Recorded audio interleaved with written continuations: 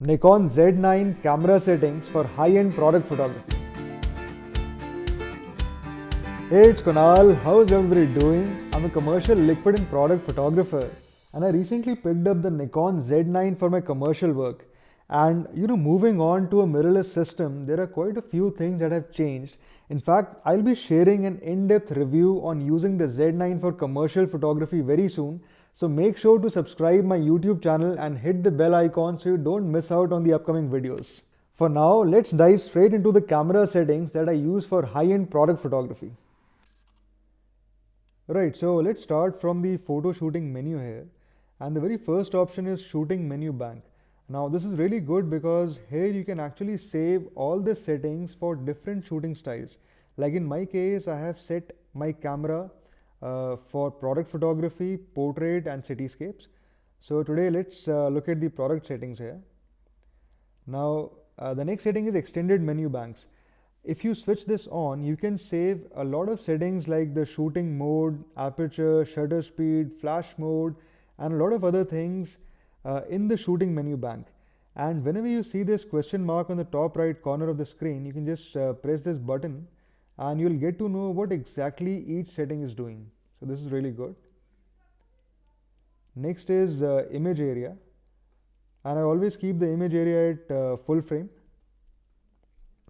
Image quality of course is raw. The raw recording, so in this camera it has three options, and in lossless compression it gives the best quality possible, so I've kept it on that. Now white balance.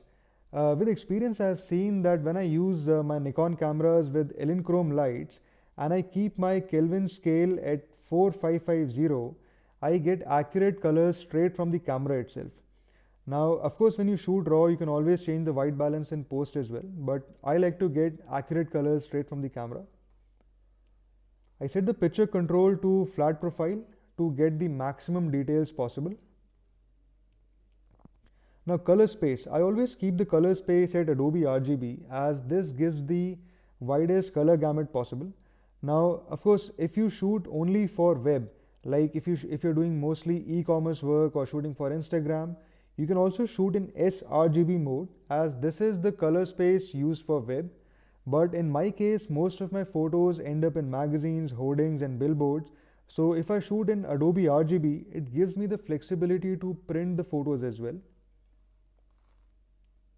Now all the details like active delighting, long exposure, noise reduction, high ISO noise reduction, all these options I keep them to off because I don't want the camera to take any decisions. I want the cleanest, purest file from the camera. So all these settings are kept to off. Now focus mode. When I'm shooting products, I always do manual focus for accuracy. Because when you do manual focus, you can very precisely focus on specific spots on the product.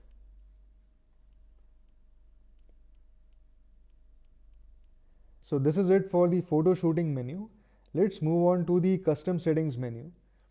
And there are some interesting options in the shooting display mode. So for instance, if I go to D15 setting, you can see that I have set my grid type to 5:4. And this is because mostly when I'm shooting products, I use the ratio of 5:4. And this really helps me compose the shot. And I'll show you how. So if you go to the next setting, which is custom monitor shooting display, this is really good because here you can actually choose the exact details that you want to see in the shooting display. And it also gives you 5 different options to cycle through. In my case, I'm using just 3 display options. So if I go to display 1,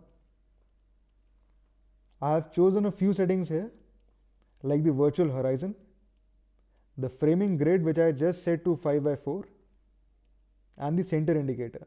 So basically I use the display 1 for composing my shots. As you can see, it's a clean display and I can precisely see the 5:4 ratio. So I can adjust and compose my shots accordingly. In display 2, I have chosen all the settings that I want to see in the shooting display. Settings like basic shooting info, detailed shooting info, touch control and the framing grid. And apart from that, I use the default display 5 which shows you all the settings like your shutter speed, aperture, ISO and rest of the things. And you can set your viewfinder shooting display in the exact same way. So I have used this exact same setting that I've used for my monitor shooting display.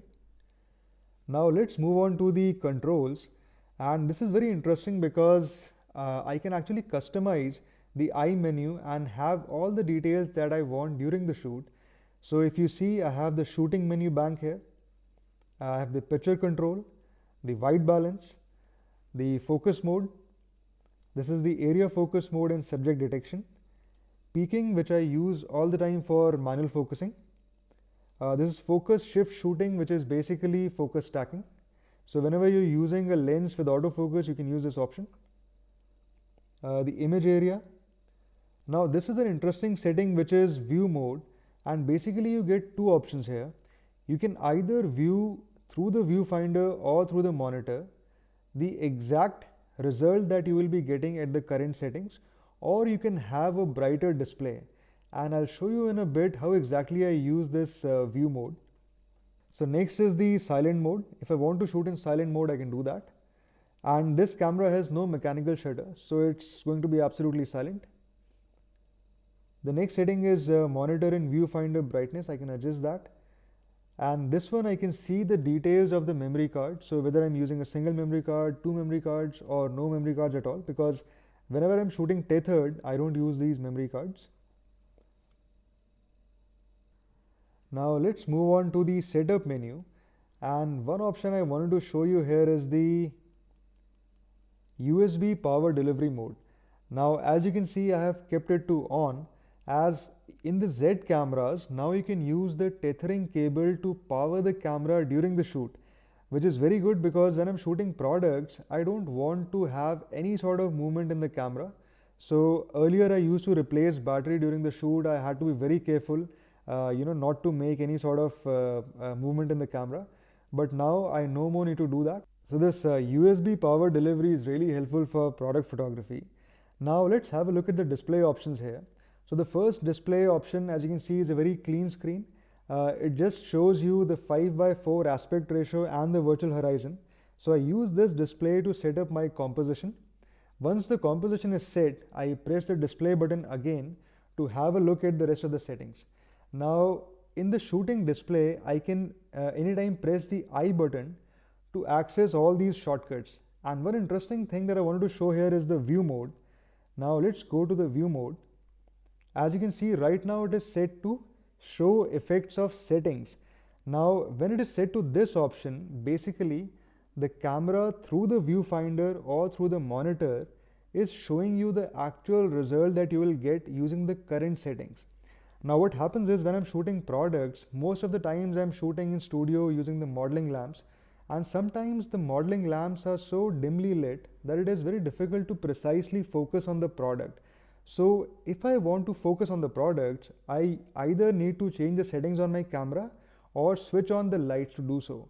But now using this option, if I go back to the eye menu and to the view mode, I can change this setting to adjust for ease of viewing, and doing so simply brightens up the display.